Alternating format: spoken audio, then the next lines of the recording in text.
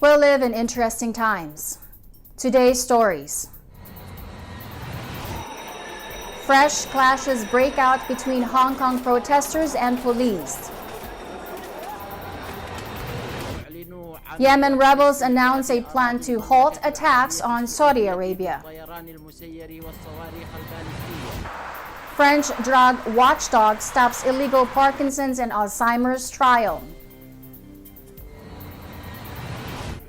Volunteers in Beijing join the World Cleanup Day. An organization warns of high pollution levels in Paris metro. An Aussie hiker with a snapped leg makes a 2-day crawl to safety. New York State bans flavored e-cigarettes over vaping concerns. The art and challenge of preserving contemporary music. Plus, for EBC Sports, a local Las Vegas volleyball league looks to help serve the community. This is Eagle News, broadcasting from Washington, D.C., bringing you stories from around the globe. I am Rose Papa Angeles.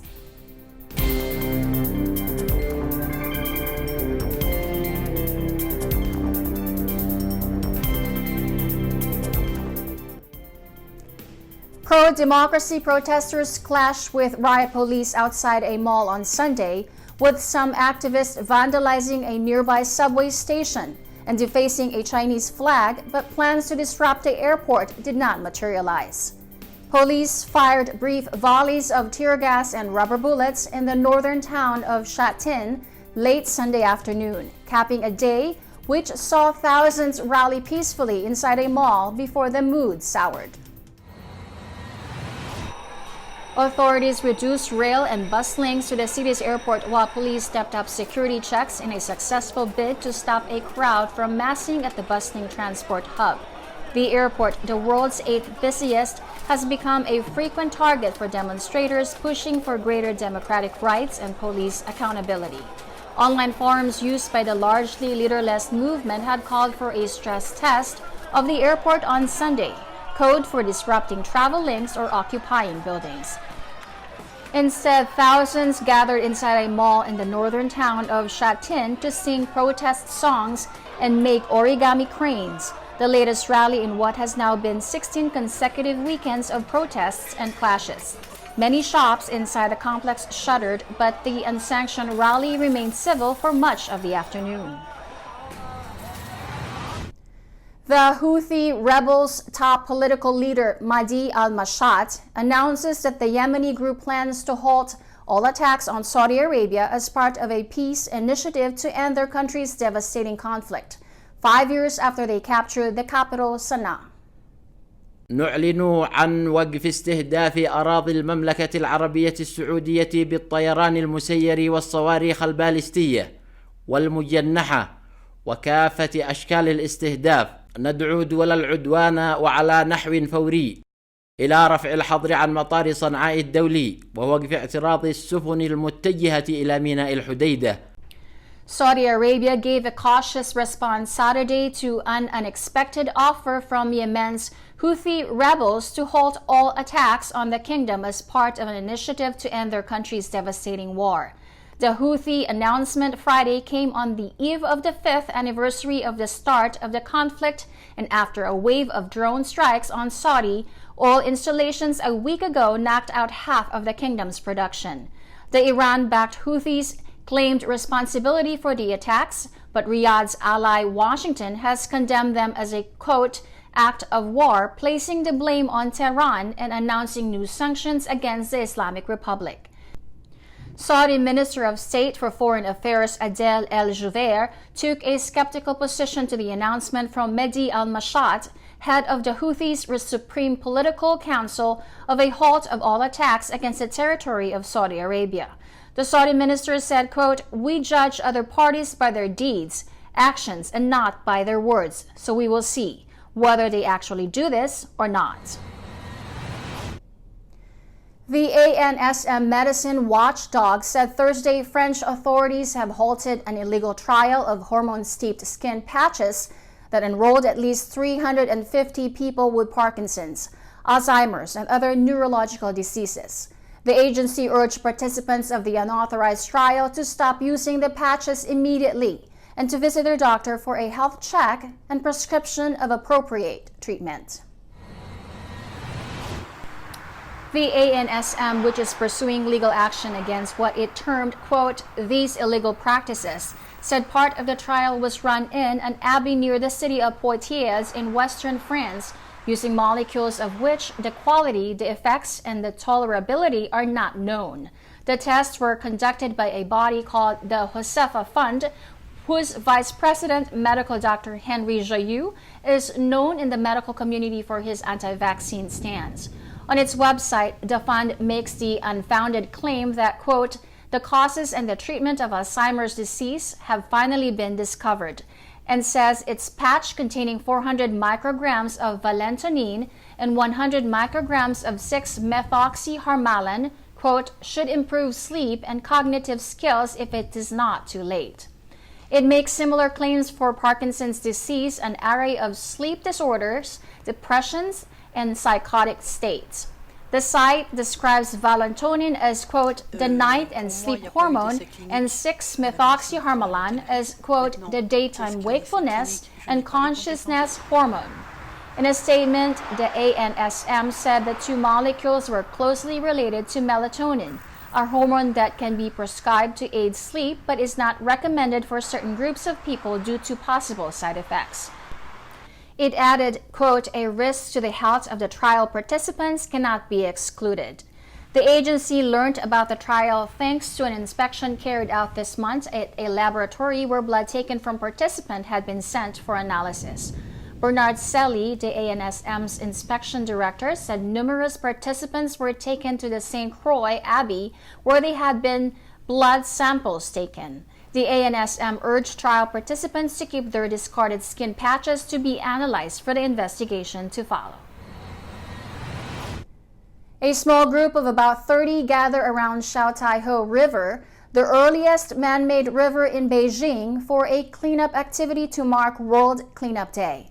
Volunteers picked up cigarette butts, wrappers, plastic bottles, and bags left by visitors on the riverbank. Thousands of volunteers wielding nets and bin bags scoured coast, parks, and riverbanks across the globe Saturday in a litter-picking drive highlighting the vast quantity of trash dumped worldwide a day after mass international climate protests. Campaigners took part in a World Cleanup Day from Manila to the Mediterranean as hundreds of thousands of people across the world take part in demonstrations and activities calling for urgent action on the environment. Young people have been at the forefront of the movement, with masses of children leading global climate strike, which teen activist Greta Thunberg said was, quote, only the beginning.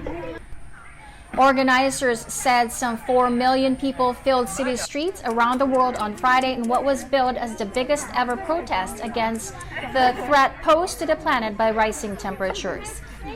It kicked off a week of climate action called for by Thunberg, who was among several hundred young activists attending a climate summit at the United Nations on Saturday. The World Cleanup Day on Saturday is an initiative that has got millions into the streets and cleaning up litter across the globe since it began just over a decade ago. According to a study carried out by the National Center for Scientific Research, or the CNRS, and the association Respire, the air in the Parisian metro is sometimes 10 times more polluted than outside. Breathe President Olivier Blonde explained the reasons for the particularly high concentrations of fine particles underground in the capital.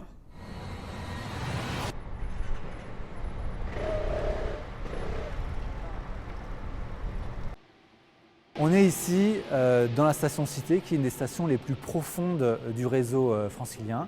Et les trains qui vont arriver juste par ce tunnel passent sous la Seine. C'est une zone qui donc est très peu aérée, très mal aérée.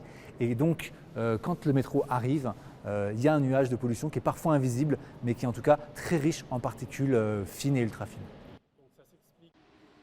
La source principale de la pollution dans le métro, c'est le freinage des rames. Donc, quand les trains arrivent en quai, bien sûr, ils freinent. Plus ils arrivent vite, plus ils freinent rapidement, plus ça émet de petites particules qui sont principalement composées de métal. C'est l'usure des freins et des plaquettes. Et c'est ces molécules-là qu'on va retrouver dans l'air. Elles vont se différencier. L'endroit le plus pollué, et donc celui qu'il faut éviter si on peut, c'est la queue du train.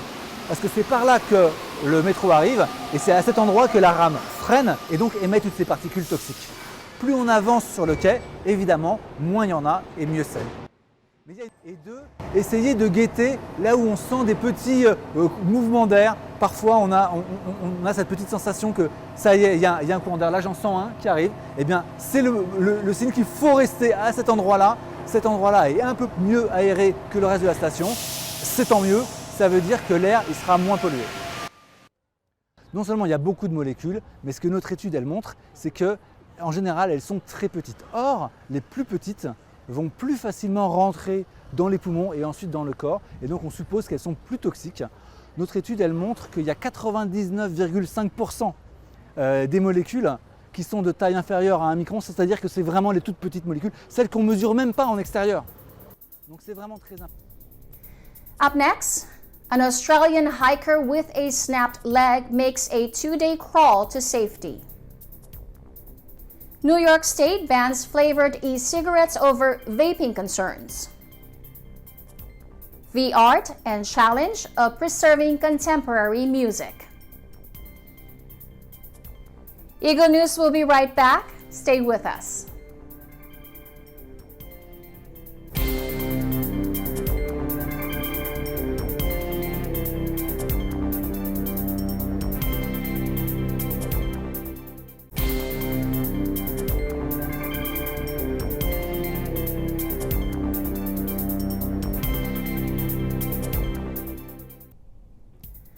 An Australian bushwalker who tumbled down a waterfall, snapping his leg in two, told Wednesday how he managed to crawl for 2 arduous days through shrub and forest to safety. 54-year-old Neil Parker said his planned 3-hour hike northwest of Brisbane went horribly wrong Sunday when he slipped 6 meters or 20 feet down the waterfall, fracturing his leg and wrist. I was climbing up, so I started looking down. I just started sliding down the face of the rock, and I slid about 20 foot, cartwheeled, slammed into the rock, and then landed in the creek at the bottom. The experienced hiker said the entire bottom half of his leg was hanging loose thanks to a clean snap in half. Straight away I thought, I'm now in a lot of trouble because no one knows where I am. I don't have a PLB, so personal location beacon. He immediately tried to phone for help, but after dropping his mobile into the drink, started crawling back to a clearing where he believed he would have a better chance of being rescued. Parker said efforts to attach a makeshift splint to the badly injured leg were ultimately successful, but caused pain so great he hallucinated. With just a handful of nuts, a protein bar, and some lollies to sustain him, Parker began an excruciating 3-kilometer or 2-mile journey, scrambling and lifting inch by inch to the clearing. But that was 2 days of lifting my leg. I had a bandage around my elbow so I could use my elbow and just basically scrambling, lifting inch by inch. Well, it took me 40 minutes to walk up. Took me nearly 2 days to crawl back down to the junction of the creeks. He saw a search and rescue helicopter flying overhead Sunday night, but knew there was no chance of them finding him as he was deep under the shrub. Parker was eventually spotted by the helicopter and winched out on Tuesday afternoon. New York became the second U.S. state to ban flavored e-cigarettes Tuesday, following several vaping-linked deaths that have raised fears about a product long promoted as less harmful than smoking. A health council passed emergency legislation proposed by Governor Andrew Cuomo, outlawing flavored vaping products amid an outbreak of severe pulmonary disease that has killed 7 people and sickened hundreds. The ban comes into force with immediate effect. Michigan became the first state to declare a ban earlier this month, but the law has yet to be implemented. Cuomo said, quote, "It is undeniable that vaping companies are deliberately using flavors like bubble gum, Captain Crunch, and cotton candy to get young people hooked on e-cigarettes. It's a public health crisis and it ends today," unquote. President Donald Trump's administration announced last week that it would soon ban flavored e-cigarette products to stem a rising tide of youth users. I think about juice, it's really addictive. Because now you have a possibility to smoke everywhere. You can smoke in the bathroom, you're home, you're waking up, you have like reflection, oh, let me smoke because I can. So that's kind of like addictive in a sense more than cigarettes, that's what I think. In the heart of New York City's Tribeca lie millions of records, ranging from the likes of Nirvana to Fela Kuti, the result of decades of efforts to preserve contemporary music for the present and the future. After a couple years, I had 47,000 records. Then I wanted to give them away. But no one was really interested because they were mostly reggae, punk, experimental music, and hip-hop. And so they were the kinds of things that most libraries at the time weren't very interested in. The cavernous independent private music library, known as the Archive of Contemporary Music, on a nondescript street in Lower Manhattan's Tribeca neighborhood, claims more than 3 million recordings, mostly vinyl and some CDs and cassettes, not to mention a vast collection of memorabilia. In an age dominated by streaming and the ephemerality of digital media, places like the archive can prove vital to preserving physical copies of music that can be key to future listening. News over the summer that some 500,000 recordings from legends like Billie Holiday, Louis Armstrong, Johnny Mitchell, and Eric Clapton were destroyed in a 2008 blaze at Universal Studios threw the importance of safeguarding physical copies into stark relief. Some of the work lost included master recordings, the raw material for lucrative reissues, and the posthumous releases. While nothing can replace a lost master, George said labels have called on his archive to hear versions as close to the original as possible. 2 discs of a reissue from the late Nigerian superstar Fela Kuti, for example, were made from vinyl belonging to the archive. George started the archive in 1985 when the area was just beginning to attract artists eager to colonize the old warehouses for cheap. At one point, the archive scored 125,000 classic rock LPs, some 1,500 of them signed by artists including Jimi Hendrix, from a house in Boston that was condemned after it was found to be literally sinking under the weight of the vinyl. Contrary to the snobbish reputation often ascribed to collectors and curators, the archive welcomes essentially everything related to pop music, which it defines as non-classical, with open arms. And it relies on philanthropy to pay the ever-increasing rent in one of the country's most expensive zip codes, especially from celebrity musicians. Early supporters included avant-garde performer Laurie Anderson, who George introduced to her future husband Lou Reed, and Nile Rodgers, known for hits like Live Freaked by his disco group Chick, the original sheet music of which lives at the archive. Current board members include Rodgers, Richards, Uson Endua, Martin Scorsese, and Paul Simon, while both Reed and David Bowie are emeritus. Today, the mammoth collection, maintained by George and a revolving door of volunteers and interns, is used primarily for research by the recording industry, as well as filmmakers and researchers. Coming up, a local Las Vegas volleyball league looks to help serve the community. Stay with us. Eagle News will be right back.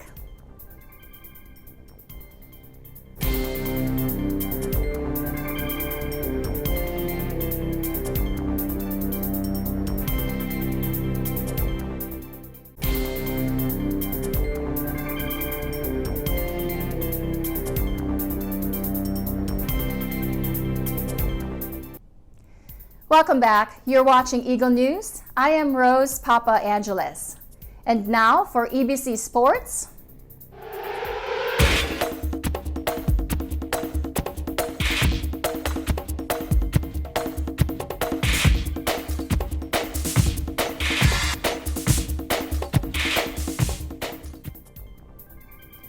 From weekly friendly games to now a local league to partnering up with a philanthropist. How much more awesome could this get? Let's check in with Eagle News correspondent Casey Lee Carrasco as she gets to know a local Las Vegas volleyball league with aims stronger than spikes and aces. Take a look. Las Vegas has become an attractive home for sports in recent years with the addition of Vegas Golden Knights, WNBA Las Vegas Aces, and soon-to-be Las Vegas Raiders. But Las Vegas has always been a place of enthusiasts for other sports like volleyball, where sports enthusiasts and co-commissioners Chris Magno and Aljamain Santos organize leagues for locals to join and meet others. Leagues create an environment for adults and children both to be able to play in a safe and fun arena where they can grow, improve, and even make new friends. I think it's a great opportunity for kids and adults alike to have a sport that they enjoy and play where they can be looked at as an individual or as a team sport. In Vegas, we have seen volleyball grow from almost nothing to something this big. Having an adult league here in town, at least in my side of town, it has been amazing. It's grown from nothing to something huge. So me and my business partner Amin, we just put our heads together and said, you know what? The same people show up every night that we play. Why not organize a league? We don't have any refs from outside come in. We actually call all the points ourselves, so they actually get the knowledge of the game more. So we're bringing volleyball competitive volleyball to Vegas, and also helping the knowledge of the sport grow. Well, for some of us are older. Our whole age spectrum varies, but the younger ones, they get to face some competition that's already been there, kind of done that. So they still get knowledge from it, and then the older ones can still get out and dust their shoes off and still get out and play with the younger crowd. So all in all, just a big group, and just get out there and have some fun. Non-profit and feel-good philanthropists such as Kyler's Kicks, a program inspired by its owner, receives new and gently used shoes to give out to those in need. B-League co-founder Aljamain Santos stumbled on Kyler's Instagram page after seeing his photo on another local entrepreneur's Instagram page. Kyler's Kicks, while scrolling through my Instagram, one of my friends, Dylan Sangley, who's the owner and founder of Designer ETC here in Las Vegas, and I read about Kyler's mission, and I related with him about his story, and I felt like him sharing his story and us as a league collaborating with him will be able to unite B-League and all the athletes and players with local charities and things like that to show that we're more than just a league, that we're all about the community and bringing up the sport and the city as a whole. The reason why we started Kyler's Kicks is because I was stabbed in my chest over my shoes in school, and since then I had PTSD, and I no longer wanted that to happen to anybody else. So we wanted to start spreading kindness everywhere and making sure that what happened to me wouldn't happen to anyone else. So we started collecting, cleaning, and donating shoes, and we've given away over 25,000 pairs of shoes so far. The main message that I would like to share to everybody watching is kindness is like a light switch in a dark room. If you turn it on, the light eliminates all the darkness. So that's what we have to do with kindness, and we have to make kindness a habit. And if we have kinder minds, then we have a kinder earth.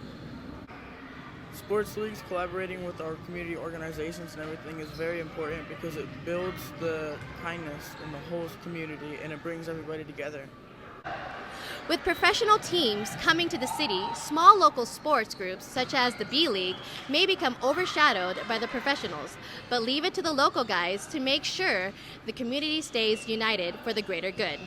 From fabulous Las Vegas, I am Casey Carrasco for Eagle News, always one with 25. Such an awesome, inspiring story, Casey. That is today's Eagle News.